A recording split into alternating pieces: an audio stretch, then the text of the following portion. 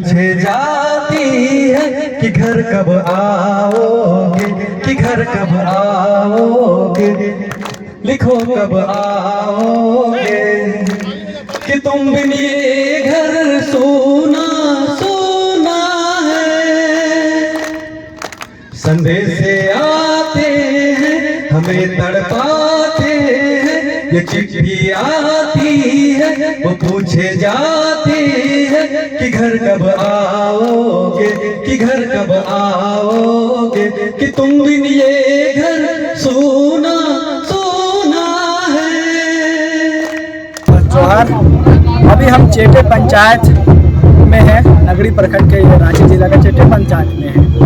यहाँ एक कार्यक्रम आयोजित हो रही थी जो सेना से या अदर फील्ड जो सीआरपीएफ हुआ या कोई रेलवे से रिटायर्ड जो हो के वापस जब घर आए हैं उनका स्वागत यहाँ के आदिवासी समाज के द्वारा उन्हें स्वागत कर रहे हैं कि वो इतने साल जो सेवा जो सेना में की है, अदर रेलवे में से जो सेवा की है उसके बाद वो समाज के द्वारा उन्हें सम्मानित करते हैं। ये जो 22 पाहा के द्वारा चेटे पंचायत में इन्हें आदिवासी सेना के द्वारा ये सम्मान समारोह आयोजित किए थे।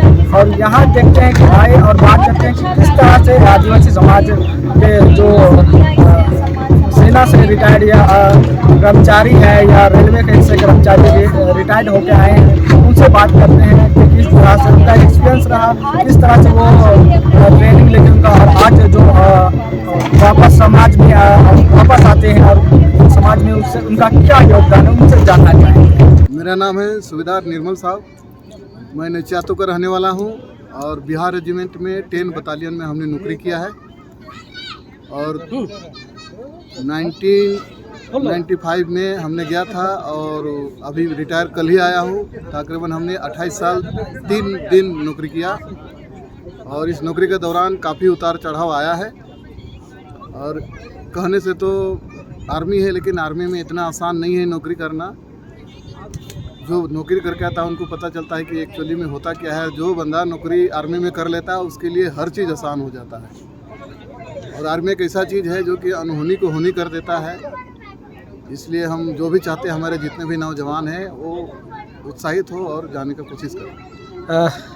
आप तभी कम से कम 28 साल बिता चुके हैं सेना में और आज रिटायर होकर आप घर वापसी हो रहे हैं। किस तरह देखते हैं जो आपको वहाँ ट्रेनिंग जो मिला हुआ था, आर्मी के जो ट्रेनिंग हो रहा है और आज आप जब घर आ रहे हैं, अब घर के और समाज के जो सेवा करें, किस तरह से आप समाज में योगदान देंगे, किस तरह आपका ट्रेनिंग सफल होगी इस पर? मैं तो अपने आप को बहुत किस्मत समझता हूं कि मैं 28 साल नौकरी करने के बाद सही सलामत अपने घर आ गया हूं। मैं ऊपर वाले की कृपा से खुश हूं और मुझे दोबारा ज़िंदगी मिली है कि 28 साल बाहर रहने के बाद आप एक नई ज़िंदगी जीने का जो कि अपने परिवार के साथ बिताऊंगा और जो बचा खुचा ज़िंदगी है अपनी जनता की सेवा करूंगा, हमारे छोटे भाइयों की सेवा करूंगा।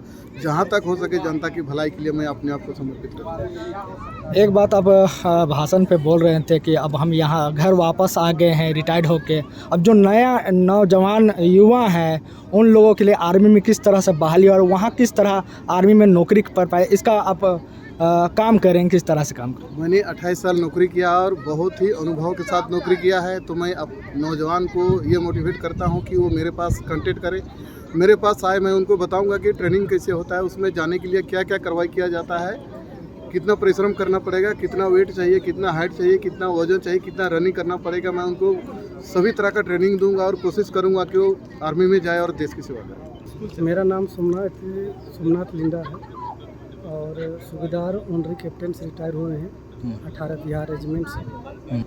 संघर्ष करना है सर, संघर्ष करना है। पहले क्या है कि मोबाइल का ज़माना नहीं था, कंप्यूटराइज का ज़माना नहीं था, केवल लिखा पढ़ी वाला मेहनत करने वाला लोग था। आजकल के ज़माना में क्या हो गया, मोबाइल सिस्टम जो आ गया है उसके चलते हमेशा दिल को छोटा करता है आजकल का नौजवान लोग। पहले के जो हम लोग जैसा है जो मजबूत दिल बड़ा होने वाला था वो जैसा अभी नहीं है। उसको मोटिवेट करके उसको आगे बढ़ाना है। जो मेरा नाम विश्वा तिर्की है, मैं आर्मी सोर्स कोर में सितंबर 2003 से सितंबर 2020 तक 17 साल सर्विस करके आया। तो जैसे पढ़ते पढ़ते हम लोग को नौकरी लगा, और जब मैं खुद का मैं छोटा था तब से मेरा एम था कि हमको आर्मी में ही जाना है। अच्छा अच्छा। तो उसी तरह अपने आप को मैंने तैयार किया। पहले मैं फुटबॉल खेलता था यहाँ भी, फिर फौज में जाने के बाद कुछ दिन फुटबॉल खेला, उसके बाद मैं फिजिकल ट्रेनर का कोर्स करके मैं वहाँ पे फिजिकल इंस्ट्रक्टर रहा। अच्छा, मैं नेशनल डिफेंस अकेडमी और recruit centre SC centre south में भी इंस्ट्रक्टर रहा। सम्मान समारोह जो सेवानिवृत्त होकर सेना में आए हुए हैं वापस अपने घर, आज जो समाज के द्वारा सम्मान समारोह आयोजन किया गया है, किस तरह से देख रहे हैं? देखिए, ये बहुत ख्वाहिश था यहाँ के लोगों को, बहुत तरह का कार्यक्रम हम लोग करते हैं। एक से एक त्यौहार है, नाच गान हर तरह का होता है, और जो सेवा हम लोग का किया उसका हम लोग थोड़ा सा भी उन लोग को सम्मान एक जगह बैठा के नहीं कर पाते थे। तो यही ने हम लोग सोचे, यहाँ के 22 पढ़ा संगा जतरा समिति सोचा कि क्यों ना ये लोग देश के लिए लड़ते हैं, और जिसके चलते हम मतलब चैन का नींद सोते हैं, और इतना कठिन परिश्रम करके बहुत ऐसे फौजी हैं जो देश का बलिदान दे देते हैं। तो हम लोग का मन में आया कि ऐसे लोगों का कम से कम हम लोग सम्मान रखो, अपने समाज की तरफ से, अपने समिति की तरफ से कुछ तोहफा, फूल का तोहफा हो, फूल का गमछी हो, इस तरह का हम लोग सोचे। और सारे फौजियों लोग से हम लोग अभी बातचीत किए, बहुत तरह सीखने को मिला। ये लोग जितने साल इन लोगों ने सर्विस किया, क्या गरीबी से गया, कितना कष्ट झेला और आगे बढ़ा, तो उस चीज़ इन लोगों के द्वारा हम लोग को भी सीखने का बहुत चीज़ मिला। क्योंकि ये लोग अपना जो एक्सपीरियंस को बताया, जो अपने जीवन में उतने सर्विस के दौरान बताया, उसे सीखने को मिला, ताकि उसके माध्यम से हमारे समाज में जो आने वाला पीढ़ी है, जो नव युवक है, वो सीखे और इसी तरह और अपना मेहनत करे, परिश्रम करे और फौजी में जाए, नौकरी करे, अपना परिवार समाज को देखे, परिवार को देखे और शिक्षित बने। इस तरह का यही प्लानिंग के साथ, यही सोच के साथ ये सम्मानित समारोह रखा गया था। सेना का ऐसा माहौल है, जो आदमी सिलेक्ट हो जाता है सेना के ढल जाता है, रहन सहन, बोलचाल, खान पीन सब ढल जाता है। जब एक दूसरे एक ही जगह का आदमी नहीं रहते हैं, और इंडिया का हर कोने के आदमी आते हैं ट्रेनिंग के लिए, हर आदमी से जान पहचान होता है, जान पहचान उसी दौरान सभी से बोलता है कि चलो, जब हम लोग आए हैं, माँ बाप को छोड़ कर आए हैं, बाल बच्चे को, तो हम लोग ट्रेनिंग करके अपना सर्विस पूरा करके जाएंगे। हम महादेव गाड़ी है, मैं आर्मी सर्विस कोर में था, ड्राइवर के पद पे था।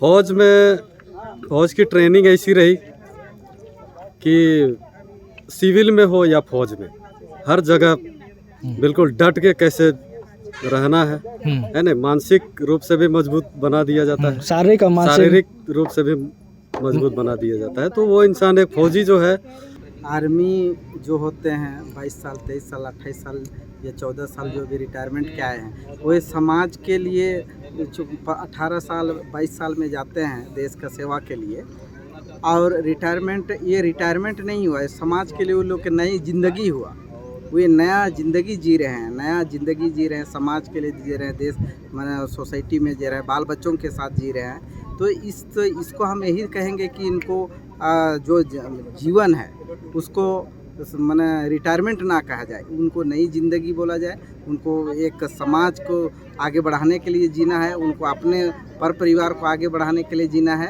यही हम आज उनको संदेश देते हैं और उनको प्रोत्साहित करते हैं कि कोई भी 60 हो या 40 हो या 30 हो, किसी भी एज में अपने को रिटायरमेंट ना माने और हमेशा एक अग्रसर होकर के काम करे समाज में, देश में। और यही हम समाज को आज या आर्मी भाई लोगों को बहुत अच्छा लग रहा है। जो जैसे मान लो आपको जैसे लॉन्ग ड्यूटी वगैरह करवाता है उसके बाद में कहीं जंगल झाड़ में भी नक्सली सब एरिया में भी जाना पड़ता है। मतलब कहीं नहीं, मतलब सीआरपीओ को ऐसा नहीं है कि मतलब जैसे कहीं नहीं भेजा जाए, हर जगह भेजा जाए। नक्सली मुठभेड़ या कुछ ऐसा में आप नहीं, कहीं कहीं तो गए हैं सर, लेकिन वही जैसे फायरिंग वूरिंग हुआ, लेकिन दूर से फायरिंग हुआ। मेरा नाम बिरसा तिगा है। मैं तो खैर फौज में नहीं था, मैं रेलवे में था। रेलवे में थे? हाँ, 87 में मतलब ज्वाइनिंग था और ये मार्च महीना 2022 में रिटायर। क्या है, हम लोग टाइम में तो उतना टफ नहीं था, लेकिन अभी बहुत टफ हो गया है रेलवे। तो अभी उसके लिए तैयारी करना पड़ेगा, कोचिंग करना पड़ेगा, तभी वहाँ तक पहुँच सकते